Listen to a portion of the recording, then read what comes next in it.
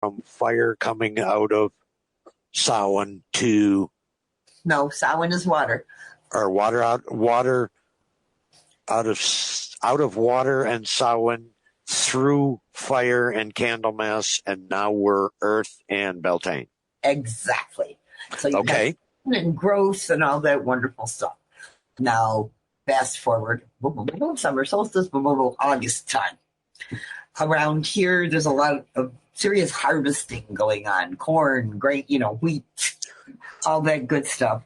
And weather-wise, we tend to get thunderstorms rushing through, lots of air energy there. Or we have the thunderstorms where you get the weather blowing over, but we don't get the actual rain. So there's a lot of wind around. Sure. Another thing that I picture in that time is hanging herbs and hanging dried meats and whatnot, getting ready and preparing stocks for winter. So you hang them out on the sticks so that they can, the air can get to them to let them dry. Exactly. Yes. So we have a lot of air energy in that sense. All right. And then you get around a little farther, up, down the sine wave, around the wheel, however you want to picture it. And you hit the autumnal equinox, and then you hit October, which is Samhain. And we tend to get a lot of rain or the beginnings of snow, depending on the temperature at that time of year. So there's a lot of water energy present. Sure, yeah. Everything is either wet, drippy, slippery, icy, or beginning to get snowy, and pretty soon we'll need a fire. Yeah. Exactly. So, and then you're back around again through winter solstice and back to Candlemas. So the choices of the elements weren't ours. They were presented to us by our Sure, yeah. They come right through the window. So now I can see the progression, even though it might feel different, it actually feels to me more attuned.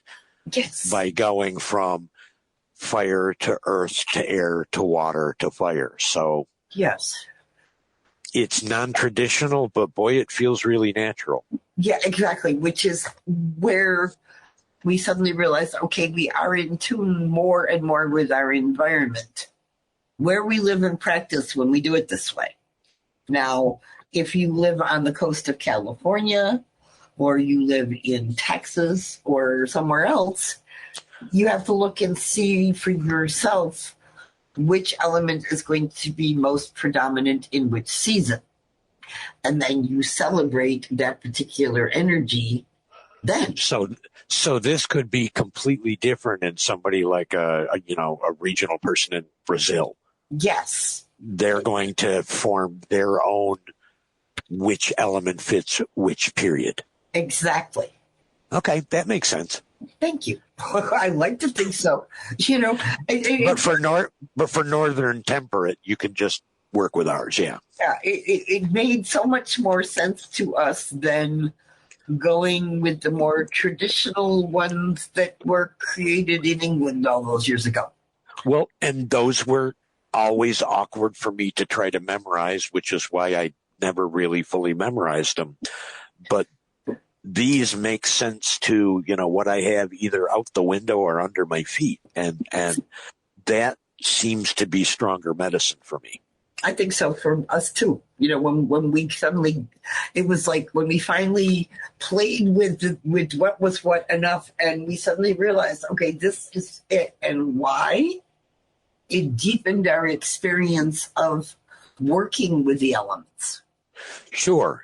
I mean, I love that you guys sort of took the step off the cliff of faith and said, no, we're not going to do it the way it's always been done, because that's not working for where we are.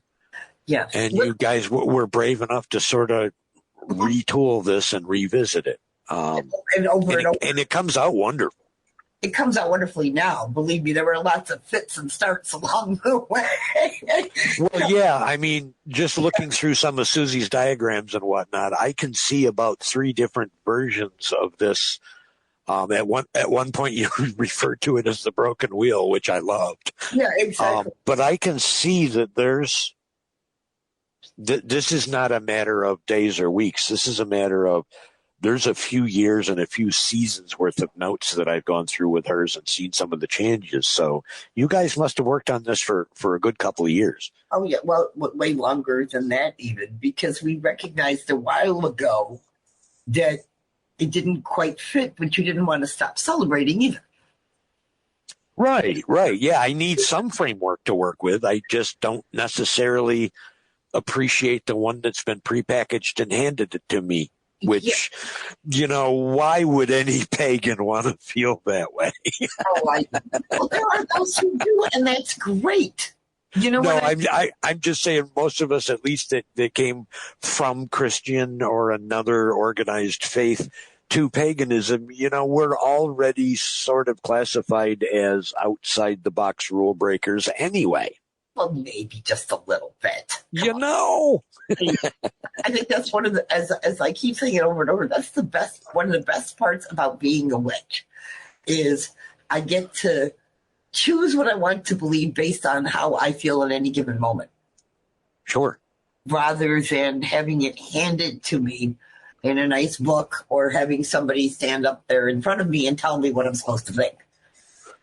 Or even being inflexible enough in my own beliefs that, if I come to you, I would always hope that if I come to you for one of these sessions and you don't feel like I'm a different witch than I was the last time you and I talked, mm-hmm. I would hope that you would speak up, because I want to be a different witch each and every day, or I'm not working on what I'm becoming. Exactly.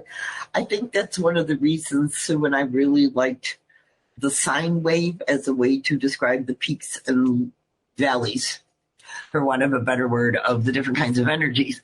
Because when you think about it, a sine wave is a representation of physical time because it has a starting point and then it just keeps going forward. So every time I get to another peak, for example, summer solstice to summer solstice, I've gone through another down and another up. It's the same it's a period of time. And sure, and that's almost impossible to visualize a span like that on a wheel model. Yeah, exactly. I think that's why we went with the sine wave instead of the wheel, because we acknowledge that even if the wheel turns all the way around and we get back to the same point on the wheel, we're not the same people we were. Sure, we're the next wave down. Yep. Yeah, so why are we on the same wheel? You know what I'm saying? We got stuck on the idea of we're on that wheel and it goes around and around and around, so it's continuous, which is important because you've put motion into the wheel of the year, and that motion is year to year motion. Exactly, and I'm not the same person as I was a year ago. I know right. I've done a lot of different things and worked on myself in different ways. I hope. I like to think I'm growing and changing the older I get. Right, absolutely. And I think that's why we liked the sine wave, because it represents, okay, we moved from here to here. Literally, we went from here to here. We experienced that year's worth of time passing, and we can see it. And we can look back and say, okay, last summer solstice I was here. This summer solstice I'm here. I did all this work in between. I'm gonna make a note and table it for another discussion. Uh-huh. But that just gave me a great idea for a unique way to journal the passage of time. Oh, okay. I'm glad that I give you ideas for things. Yeah, absolutely. That's either going to become another discussion or possibly a tip, trick, or witchy hint sometime in the future. That sounds reasonable. But I think we've kind of covered the basics of how we look at it. I think this will become part of other discussions. As you said, we're going to talk about our ice cycle next time in more detail, so you get some idea of what it means. And that's the term that you use to describe the process instead of the moment that you go through at a cross quarter time to sort of acknowledge and not necessarily put away, but you're finished with your own work with one element and beginning a connection and some fresh project or work with a new element. Am I correct? Exactly. That is a good way to describe it. It's kind of a joke because it sounds like an icicle. Yeah. And we get a lot of those in Rochester. Even we have a lot of discussions during, as they say, the dark times of the year or the darker times of the year where you're more introspective. So we've had a lot of discussions and the icicles are thick outside. So it's kind of an inside joke. Sure, absolutely. It's kind of appropriate too. But I think this is a good way to stop here rather than go down yet another rabbit hole. But well, and I just want to take a minute to recap for me, because I've sort of learned through this process, my goal is to learn through this process of podcast episodes along with our listeners. So what we got today was we used the 4 major Sabbats as events because they are astrological moments and we can acknowledge that power. We use the 4 cross quarter times a little bit differently in that we use each one as the beginning of some focused project on a specific element work that will carry us from that cross quarter through a Sabbat to the next cross quarter. So there are actually 4 of those periods that we do work with the 4 elements throughout the cycle of the year. I would agree perfectly. Just 2 things. Just because we are focusing on one element more deeply does not mean the other ones are not available if we need their energy for spell work or magic or ritual. Obviously, they're just not the predominant energy. They're just understood. They're easier to access. How's that? Well, and like we talked about with the reasoning behind them, they're more prevalent in our awareness at the time. Exactly. And then the other thing, this is a joke. Some people refer to them as greater and lesser Sabbats. And we joke, Sue and I, the lesser Sabbats were actually the solstices and equinoxes, if you're talking about it in those terms. And the greater were the cross quarters. And we came to the conclusion that they were greater because they take a greater amount of time to get through. So they're not a specific date. But and then we got like way later on. We started talking about, remember they used to be called greater and lesser Sabbats? Sure. And we looked it up and we're like, oh my God, the greater are the 4 cross quarters. Right, yep.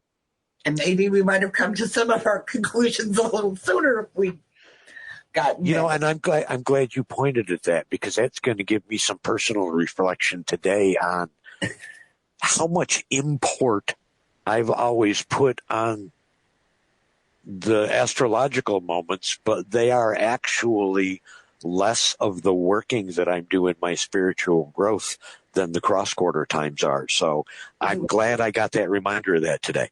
It's kind of interesting when you think about it. They're just a moment in time. They're a shift in energy, which does affect us in that sense. Sure. But that's all they are, is a shift, and now we have new energy to work with. Exactly. So with that, excellent. Well, I'm glad we were able to wrap that up pretty with a bow, so that at least someone might understand it. We can hope. And if you just shoot us an email. Yeah, absolutely. You're always welcome to contact either one of us at twoyoungcrones.com. Exactly. Surprisingly enough, our emails are Dave at twoyoungcrones.com and Elizabeth at twoyoungcrones.com. So there we go. All right. I'm great. And thanks for an awesome chat there, friend. Back at you. Witchstones are a divination tool we created as part of our practice that deals with what we call concrete stones, specific types and kinds of energy, and conceptual stones, things and ideas about witchcraft, which can be read with either a seen or an unseen meaning. Recently, we have developed a set of oracle cards using this information. We would like to introduce you to one of these stones right now. In today's Witchstone Spotlight, we'll be looking at the stone for Dark God. Concept stones focus on an aspect of the craft rather than a specific physical energy, and they detail the causal relationship of action and result, echoing the ideas of as above, so below, and as below, so above. The Dark God is the second of 8 mental concept stones of the Witchstone Oracle deck that relate to the energy of thoughts or processes. It displays a pictograph of a black horned figure with red, black, gray, and white antlers, and gray eyes surrounded by a white and black border. The border being split, white over black, tells us that this is a concept stone. The border being white over black